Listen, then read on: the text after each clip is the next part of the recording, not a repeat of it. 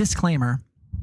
In accordance with the ACA Code of Ethics, Section C, Subsection 8, Part A, Responsibility to Other Professionals, Personal and Public Statements, which states, when making personal statements in a public context, counselors clarify that they are speaking from their personal perspectives and that they are not speaking on behalf of all counselors or the profession, as much as I wish I was. As such, everything here should be taken as my personal views on the statements, behavior, and clinical views of anyone or any institution discussed in the contents of this video. Hey everyone. So I was thinking about it and I realized that the conversation about Sasha LiQWYD is fairly fucking long. And what I decided to do was recut it into 3 separate sections, I think for ease of watching. I'm going to put this bumper at the beginning of each video. Feel free to skip past it and get right into it. But I feel like this way, in case you want to share this and someone doesn't have the hour and a half, they can at least start the process. So thank you so much and enjoy.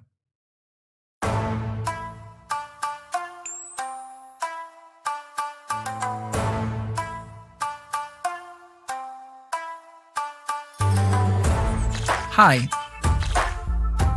So we have a section in our Discord where we talk about what things could be segments. And I forget who did so. Whoever you are, I love you. You're a wonderful person. Put in the Discord that there was something I needed to watch. We're going to look at that in a minute. But first, I want to kind of set the stage. So, first I want to talk about the notion of what is a TERF.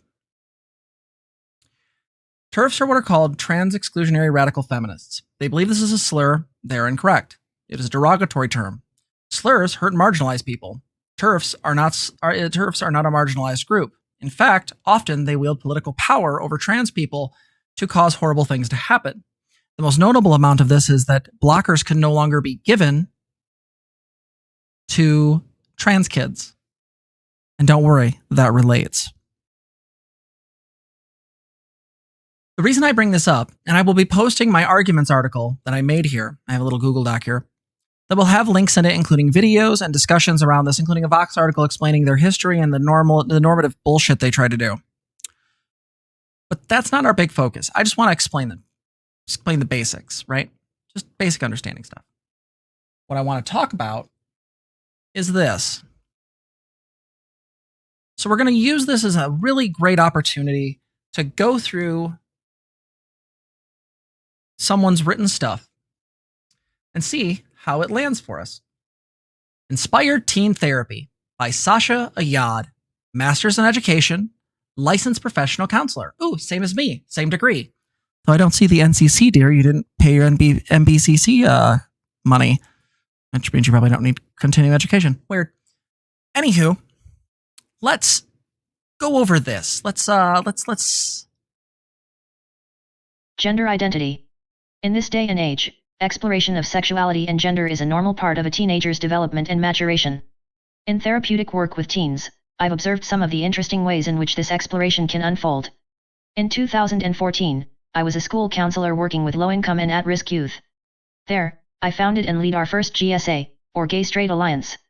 It attracted students from multiple grade levels and the group was full of bright, creative, and engaged kids, truly inspired teens.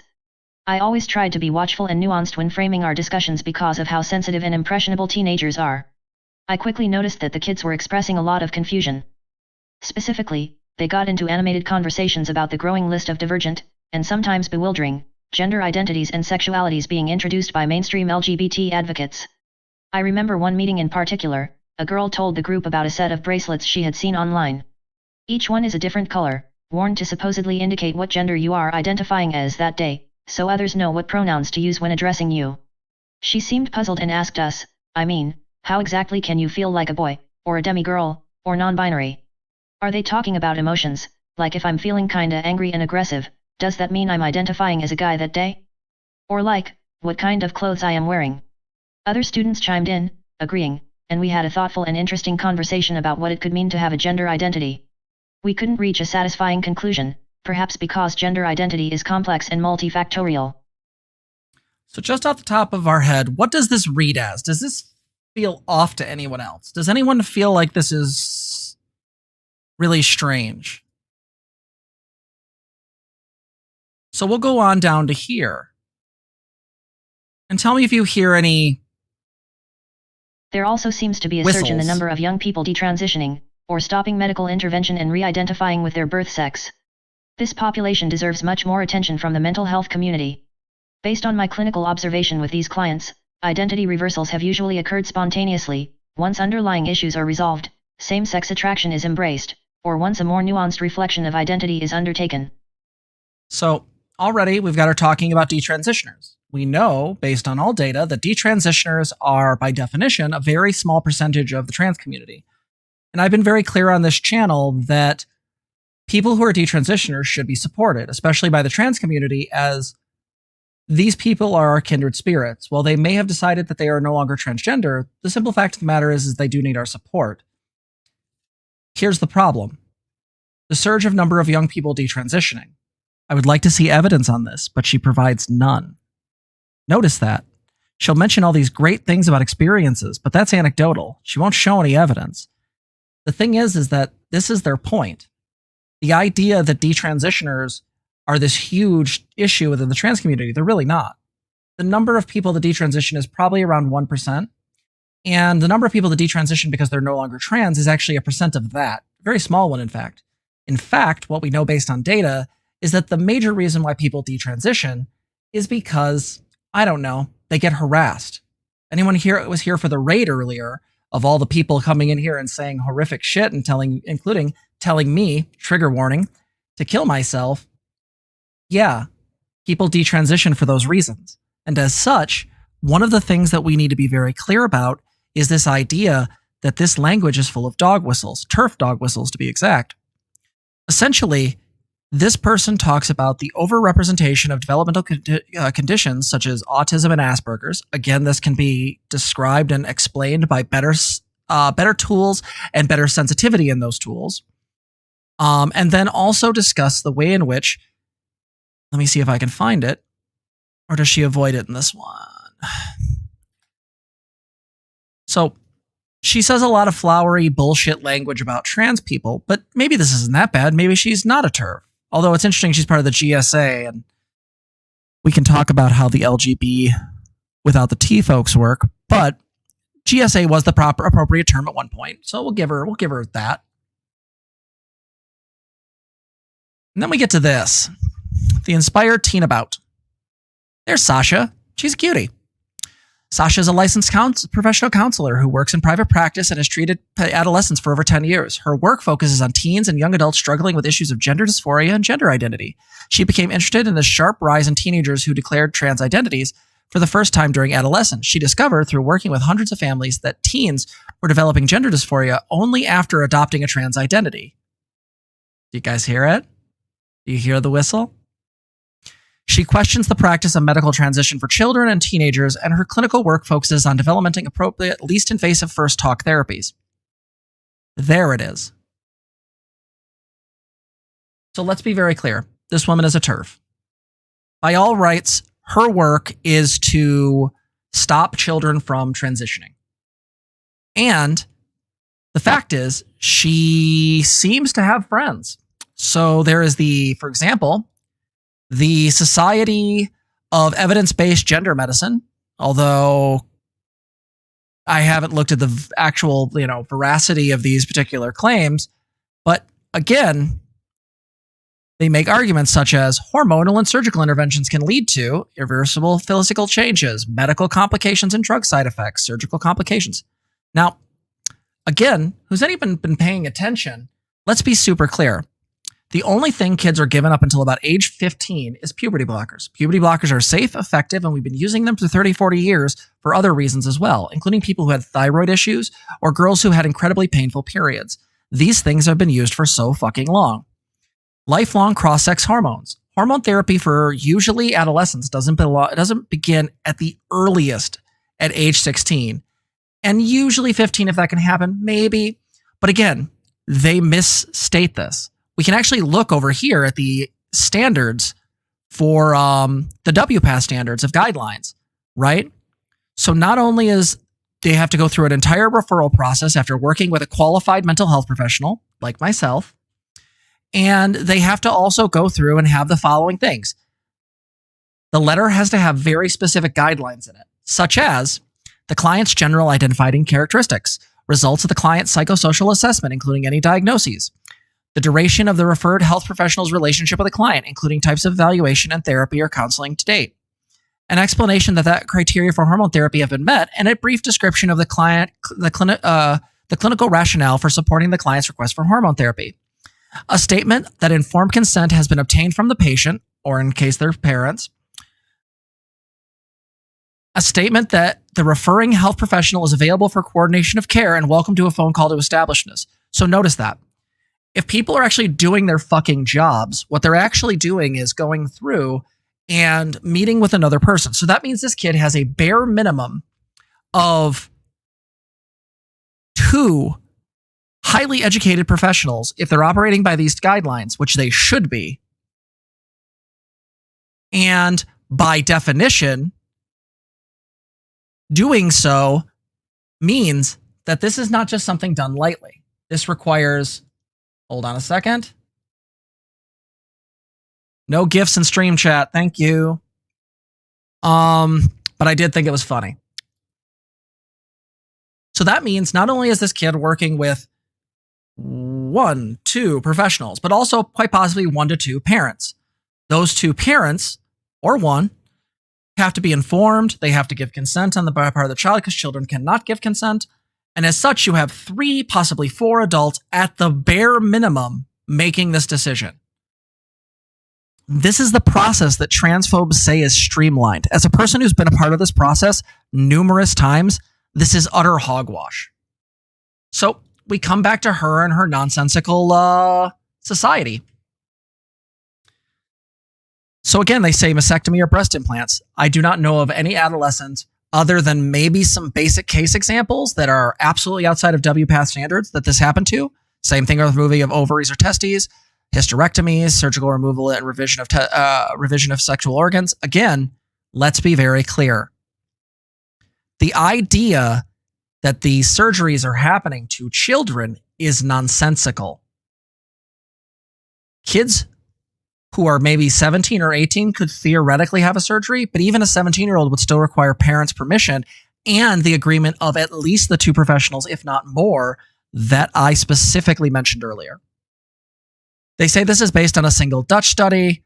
This is not true. Multiple studies have found associations between these things. Again, high rates of post-surgery suicide. Could that be because of like negative social interactions, or are you guys just going to leave that out? Right? And again, they bring up this one Dutch study that had problems with it. All right, fair enough, but nothing else?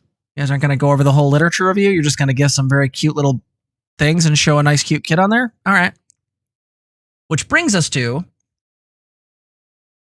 Barnaby Dixon. Barnaby J. Dixon is a lovely gentleman who designs puppets. You'll notice up in here in the corner that he met with Sasha. I don't know why.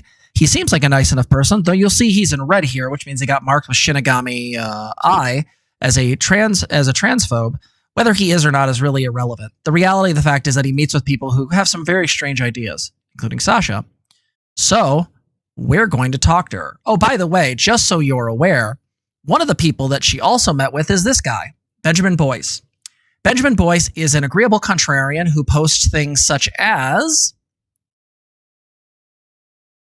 let's see here, I don't know, inspired teen therapy, so a discussion about trans kids again, attacking trans kids, liberating women from the patriarchy, so the antidote for supposed culture work is actually good culture. So again, he's talking about TERF points. He's meeting with her, apparently did this a couple times. Right? Like, this is just someone platforming a TERF, and he seems pretty conservative himself. By the way, I didn't mark this. He was already pre-marked. In fact, their whole video, and we'll get to this in a minute, we are not listening to this. Hello, this is Benjamin Boyce. Shut up. So what they talk about is this with Lisa Lippman and Sasha Yad. Rapid onset gender dysphoria. Shinigami Eye is a extension for Vivaldi or for Chrome that allows you to tell whether someone is transphobic or trans-friendly, and you can mark people yourself. They then aggregate them to make things as safe as possible. So, Lisa Littman, I believe this is the lady who Vosh discussed, but maybe I'm wrong on that. No, that's a different lady. Anywho, we're going to look at this. This is Dixon talking to her in his philosophish thing. Medically transition the child. Right? So we're going to listen to her, and again, trigger warning for TERF speak, but I just want to go over this and see what your thoughts are.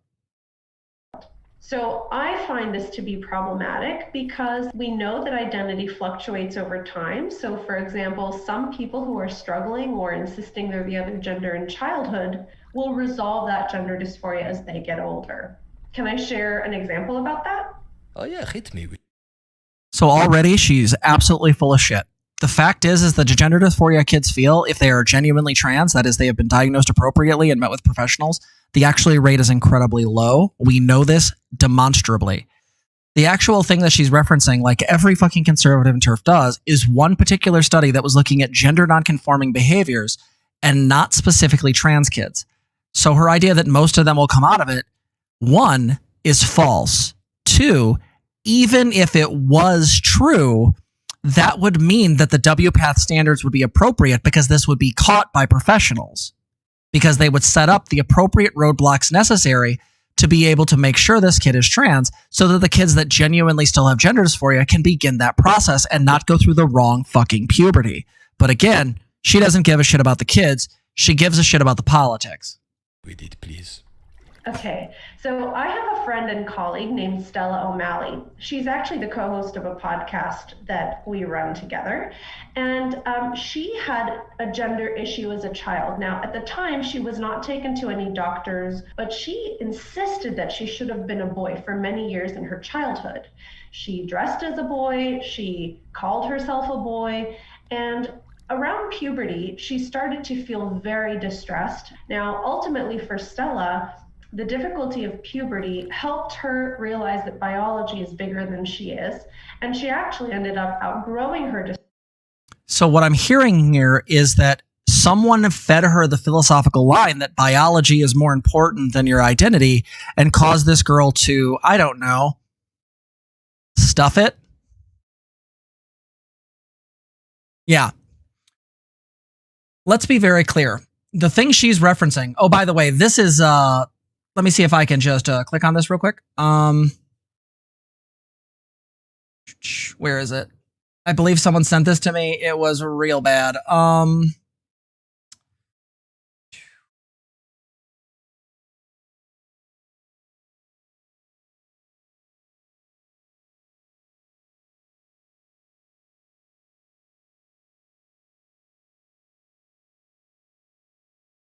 here it is. Rethink Me, Rethink Identity, Medicine, Ethics. Part of her and another person. Our viewpoint, what we do. So just as a side note, these people advocate for gender dysphoria therapeutic model coming in April. Dysphoric, a 4-part series. By the way, Dysphoric is a 4-part series on YouTube. You can watch it. You'll vomit. It's basically just conservative and TERF talking points. Hell, this is their opening synopsis. In this world where misogyny is rampant and womanhood is commodified, being female comes at a cost. Corporate capitalize on women's bodies, blurring the lines between biological sex and profiteering for the empirically untested pseudo-science of queer theory. So again, no one is basing transing on queer theory. These are just this is literally like, this is just fucking propaganda. And these people are just a fucking hate think tank. That's all they are. Same as these motherfuckers. These are people trying to stop kids from being happy.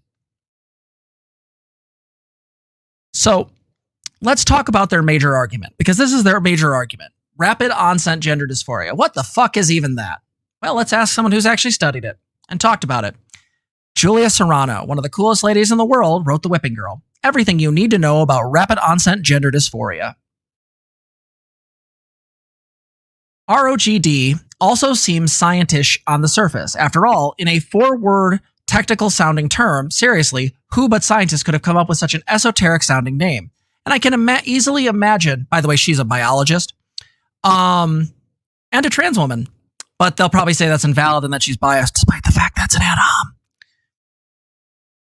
I can easily imagine how lay people may have come across this term in the Globe and Mail, National Post, and National Review, all right-leaning papers, all of which have recently published ROGD op-eds, might have mistaken this for an authentic medical condition or diagnosis, even though it's not rooted in actual science. So, what is this term? Zena Jones from Gender Analysis has written 2 excellent articles chronicling the origins of the phrase rapid onset gender dysphoria. Basically, it originated in July 2016 on 3 blogs, 4thwavenow.com, transgendertrend.com, and youthtranscriticalprofessionals.org, that have a history of promoting anti-transgender propaganda.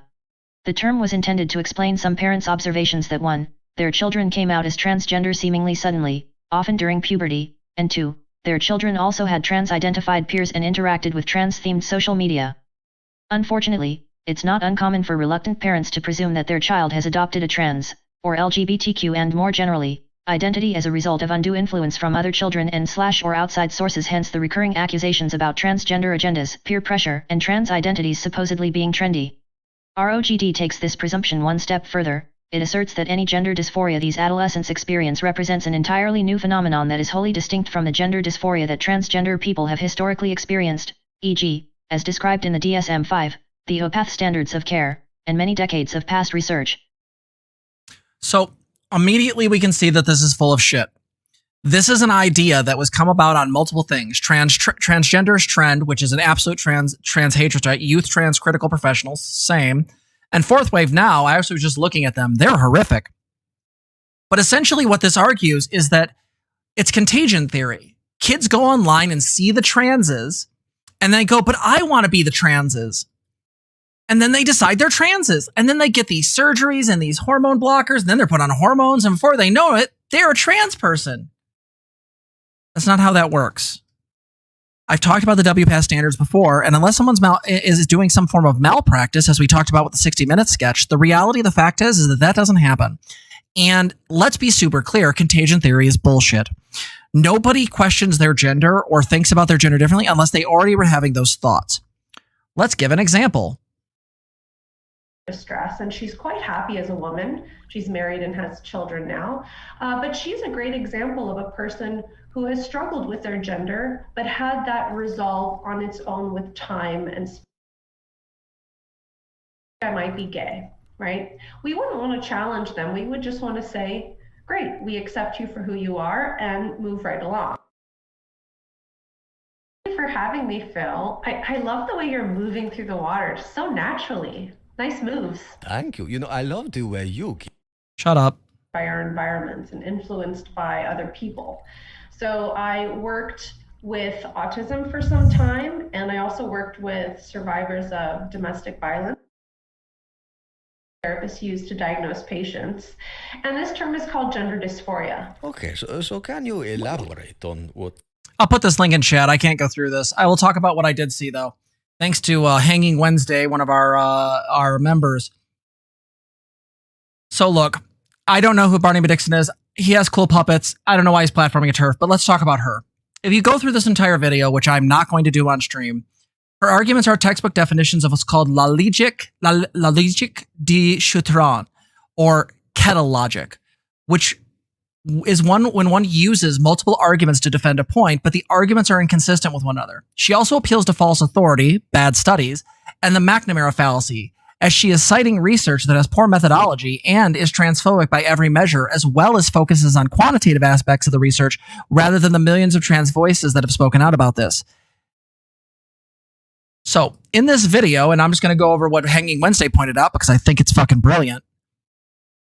1, all the young people I have worked with didn't have gender dysphoria until they learned about gender dysphoria, but my podcast co-host went so far as to socially transition in a time period, and this is what she talked about just earlier. Now she's a happy woman who's been, By the way, the contradiction here is this is a false dilemma fallacy, as the idea that not having gender dysphoria before knowledge of the term isn't demonstrated, nor is it the only option in the situation, as it could be the person is experiencing depression, anxiety, etc. that is the dysphoria, but the person lacks awareness of the connection to gender or that there is a phrase for their experience. The notion that this person is being somehow contaminated by their social engagements is just functionally incorrect. This is not how anything works. And again, it's the idea of influence makes you bad or makes you one of the transes. The issue with this argument is that there are a million ways we can talk about this. Perhaps people were having this experience, and by doing certain things, they became aware of this. Or it could be they had things that were dysphoric but didn't fall under the normal terms, such as gender dissonance. That's a very real thing. Derealization, that's another. This is something that's being studied right now. The idea that because they didn't think they had dysphoria until they came across dysphoria, I have an actual better argument for that. And it's really simply this. By definition, all that explains this in a much better and much more pro-trans way is representation. We talked about this before with Matt Walsh, the fucking idiot. But the thing is that this is the same issue. TERFs and conservatives think the same. Weird. But this is their issue. By definition, by just complete definition, there are more trans kids in Zoomers and more in millennials because trans people have become more part of the public discourse. Back when I was a kid in the 90s, goddamn, I'm old, the reality of the fact is that trans people were basically a joke, a monster, and a serial killer. That's it. Or a victim on a crime show. But you get to the late aughts and you start getting shows that have some trans people or even mention us or discuss us. Maybe not in the best ways, but they're starting to be a thing. Or a sex worker. Thank you, Tiamat. But then you get later and you get things like Orange is the New Black, the beautiful and wonderful Laverne Cox. You get other ways in which people come out. Sometimes great, sometimes not the greatest people, but we're glad for their transition. I'm looking at you, Caitlyn Jenner. Silence of the Lambs, please watch the Lindsay Ellis video for the love of God. Anyway, but here's the reality. I have a much, much more likely and Occam's razory argument for this, and it's just simply representation. By seeing kids,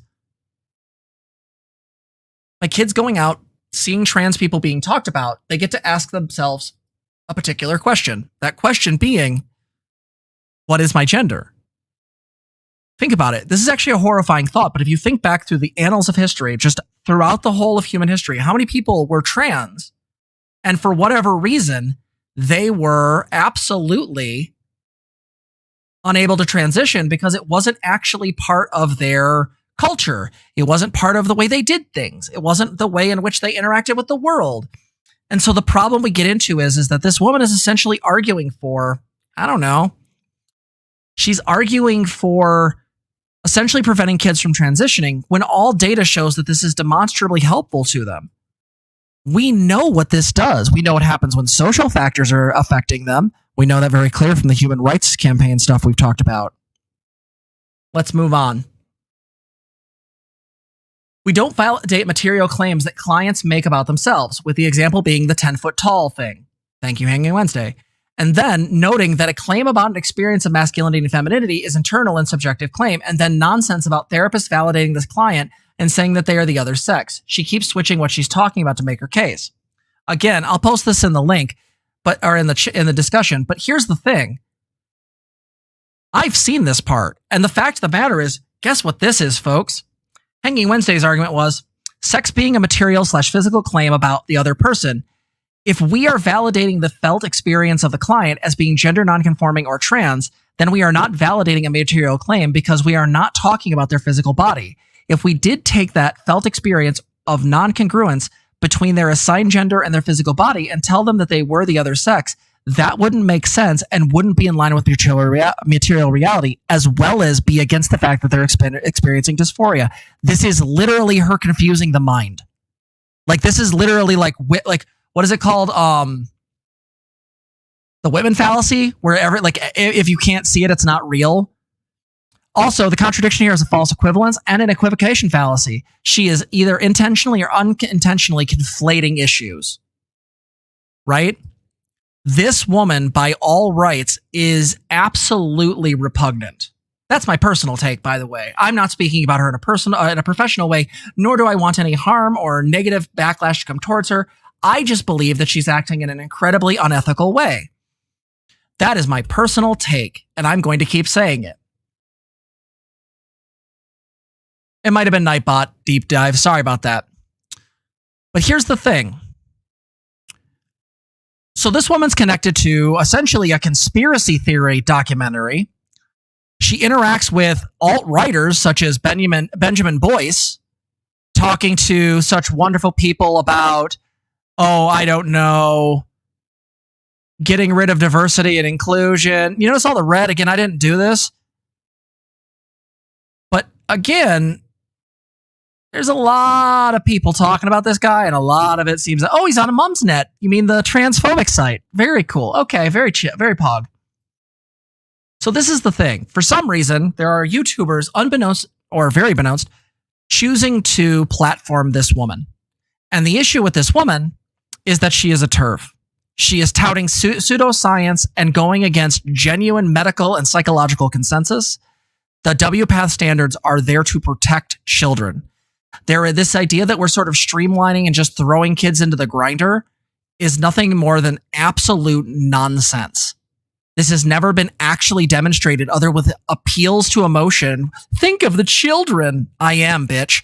Also, it's also usually argued with like horrific imagery, again, appeals to emotion, or it's brought up in some very real issues. How do I want to say this? Every example they have is an example of malpractice. Let's go back to the 60 Minutes article. Remember, in the 60 Minutes article, there was a direct description about the fact that there was a girl who had at 18 gone and got hormones, and then for some reason was allowed surgery 4 months later? Guess what? 4 months on hormones aren't going to do shit. The fact that she got a mastectomy means she was dealing with a butcher. Trans women literally work together to avoid those motherfuckers. Anyone who doesn't believe me, go to trans surgeries on fucking Reddit. Jesus Christ. The idea that kids are just being forced sex changes is not fucking true. It's just not. And the idea here that she's worked with autistic kids. Okay, I want to know in what capacity. Just saying. But I'll take her at good faith there and say she counseled women and children impacted by domestic abuse and sex violence. Again, kind of a TERF. And again, if we're going to do an appeal on appeal of authority, right, expert authority, she has a BS in psychology and an MED in counseling psychology. Cool. Great. Love that for her. I, on the other hand, have a Master's of Arts in the College of Education. I also have a master's degree in counseling. I also follow the WPATH standards. I'm also a trans woman who transitioned after finishing grad school. I know exactly what this process entails. So she's part of a group that hates kids and wants to pretend to use evidence-based practice to stop transition. She's part of a group that's a fucking think tank. She supports her podcast, I guess, supports this god-awful fucking documentary. And she touts a science that is nonsensical. Specifically that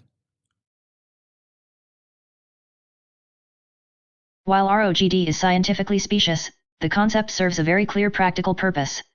It provides reluctant parents with an excuse to disbelieve and disaffirm their child's gender identity, under the presumption that it is merely a byproduct of ROGD.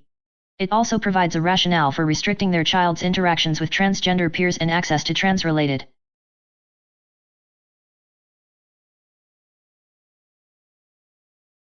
information as such. As such, things are imagined the cause of the condition, thus the contamination bullshit. Right? Goes in them for things, talks about this. Is this really a new phenomenon, like this bitch argues on her goddamn website? Is this really a new phenomenon? No, it is not. Within trans health circles, it's been well established that trans people may become gender dysphoric and or come out about being transgender at any age. For instance, in the current WPATH Standards of Care, published in 2011, the section entitled Phenomenology in Adolescence explicitly states, yet many adolescents and adults presenting with gender dysphoria do not report a history of childhood gender nonconforming behaviors. Dr. 1988, Landon, Waylander, and Lundstrom, 1998. Therefore, it may come as a surprise to others, parents, other family members, friends, and community members, when a youth's gender dysphoria first becomes evident in adolescence. Yeah, so if you've ever watched debates between Demon Mama and a few other fucking people, including that one like conservative guy that thinks he's the like new Rush Limbaugh, forget his fucking name. But the fact is that he was touting the whole thing about like kids basically not being trans, like the majority of them not doing this. This is what they're talking about. It's the fact that they're conflating a study about spilling my shit. Gender nonconformity. So angry, I'm just throwing drinks. Mad Jess is mad. Hope I didn't damage something. Whatever. Don't fucking care. Let's do this. So the idea being is that when you're looking at this, that whole study they keep referencing that says that a bunch of kids that were gender nonconforming stayed their same gender doesn't even matter here, because a majority of the kids that came out, according to this data, never showed gender nonconforming behaviors.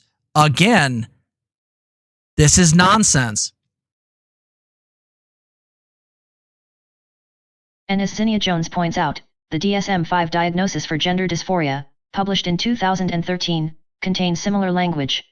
Late-onset gender dysphoria occurs around puberty or much later in life.